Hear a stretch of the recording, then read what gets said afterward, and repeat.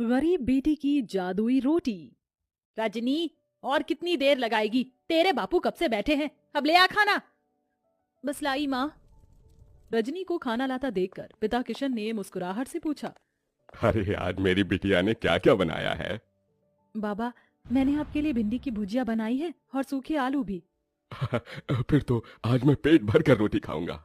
2 तरह की सब्जी बनी देखकर ललिता बड़बड़ा उठती है। अरे लड़की, 2 टाइम की सब्जी एक ही बार में क्यों बना दी तूने? एक तो ऐसी तेरे बाबा की कमाई धमाई नहीं है और महंगाई इतनी है। जाने दो ललिता, अब तो बना दिया बिटिया ने। कल को ब्याह कर अपने ससुराल चली जाएगी ना, तो बहुत रोगी तुम। अब गुस्सा थूक दो और बिटिया के हाथों का खाओ। ये लो। किशन जैसे ही खाने का निवाला ललिता को खिलाता है, ललिता का मुंह चढ़ जाता है। आथू! अरे बेलुड़ी, आज फिर तूने रोटी जला दी। अरे तेरे दादा परदादा की आटा चक्की नहीं जो मुफ्त का आटा आता है, दाम देख कर खरीदना पड़ता है। रोज रोज जली रोटी बनाती है। यही हाल रहा तो पता नहीं ससुराल जाएगी तो कैसे बरसेगी। अरे बिटिया, तू रो क्यों रही है? तेरी माँ तेरे भले के लिए ही कह रही है ना।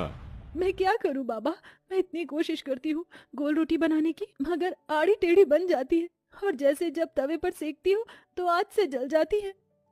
देख रजनी, कल तुझे देखने लड़के वाले आ रहे हैं। अच्छा खासा घर द्वार है उनका। मैं नहीं चाहती कि ये रिश्ता हमारे हाथ से जाए, समझी?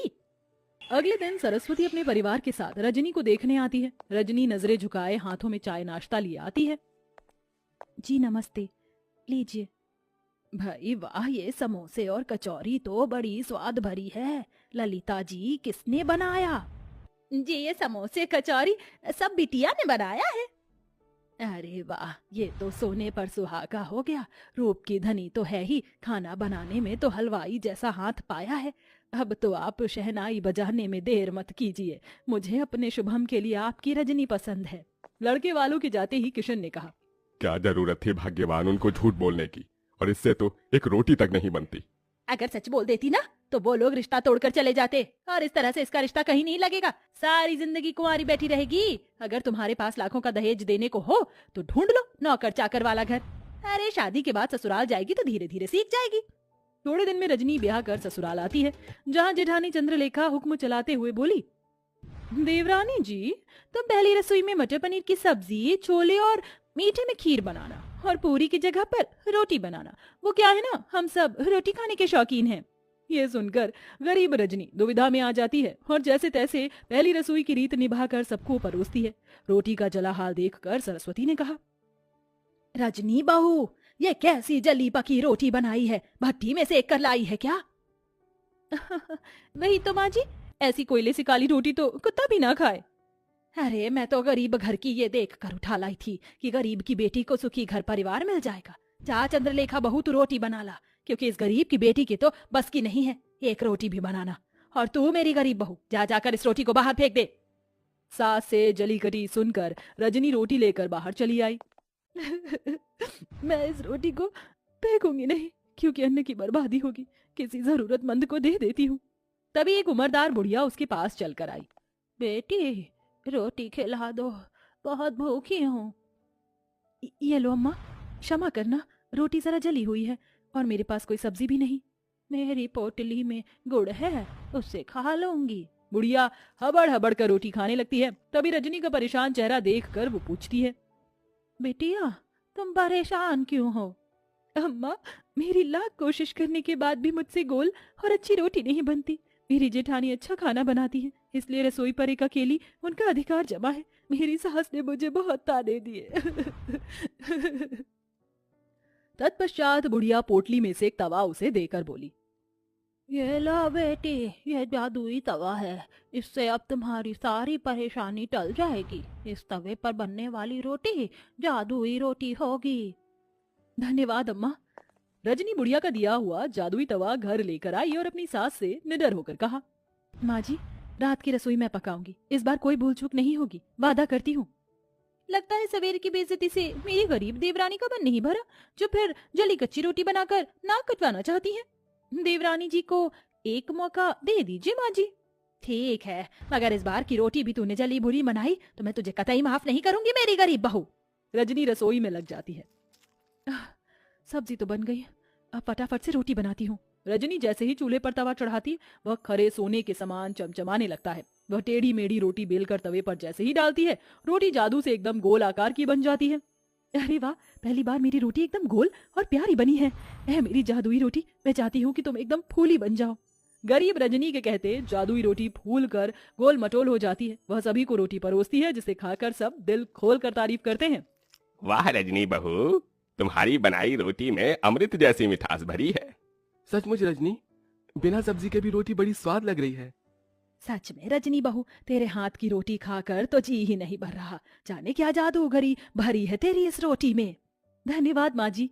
रजनी की तरफदारी सुनकर चंद्रलेखा भीतर ही भीतर जल भून रही थी। सवेरे तो एकदम गुड़गोबर खाना बनाया था इसने, एकदम से ऐसा क्या चमत्कार हो गया जो मेरी गरीब देवरानी इतनी गोल फूली रोटी बना लाई। यूं ही दिन गुजरने लगे। तवे के सहारे रजनी ससुराल वालों को जादुई रोटी बनाकर खिलाती। सभी उससे खुश रहने लगे। एक दिन उसके माता पिता उससे मिलने आए। जी नमस्ते। समधन जी, समधी जी, आप दोनों आइए ना। रजनी बहू, देख तो कौन आया है। अपने गरीब माता पिता को देखकर रजनी की आंखों में आंसू छलक आए। माँ, बाबा, कैसे हैं आप? हम ठीक है बिटिया, तुझसे मिलने का मन किया तो आ गए। तुझे सुखी देखकर अच्छा लगा। अब चलते हैं। अरे ऐसे कैसे आए हैं, तो अपनी बेटी के हाथों की रोटी खाकर जाइएगा। रजनी रसोई में आकर रोटी बनाने में लग जाती है। आज मौका अच्छा है, जाकर देखती हूँ ये माजरा क्या है। चंद्रलेखा बहू, कहाँ चल दी? जाकर हल्दीराम से मिठाई समोसे ले आओ। जी माँ जी। इस गरीब देवरानी की किस्मत इतनी अच्छी है, आज भी बच गई। रजनी फट से अम्मा का दिया हुआ जादुई तवा चढ़ाती है। वह चमचमा उठता है। रजनी बेली हुई रोटी तवे पर डालकर कहती है, मेरी जादुई रोटी खूब फूलो फलो। ये कहते ही चमत्कार से जादुई रोटी तवे पर फुदक फुदक कर फूल जाती है। तभी माँ ललिता रसोई में आ जाती है। माँ, तुमने मेरी जान निकाल दी। अरे वाह रजनी, तू तो बड़ी अच्छी रोटी बनाने लगी। तभी जादुई रोटी खुद पर इतराई और कहा, वो तो बनी ही थी, हम जादुई रोटी जो है। ये रोटी बोल रही है? हाँ माँ, क्योंकि ये सब जादुई अनोखी रोटी है। रजनी अपनी माँ को बूढ़ी अम्मा के बारे में सब बताती है, जिसे रसोई के बाहर कान लगाए खड़ी उसकी जेठानी चंद्रलेखा सुन लेती है। अच्छा जी, मेरी गरीब देवरानी की बनाई रोटी जादुई है। अब तो इसका पर्दाफाश मैं करूंगी। हाँ। चंद्रलेखा एक आदमी को पैसे देती, जो भिखारी का भेष धरे उसके दरवाजे पर आता है। बहन, 2 रोटी खिला दो, भूख लगी है, दया करो। रजनी को उस पर दया आ जाती है।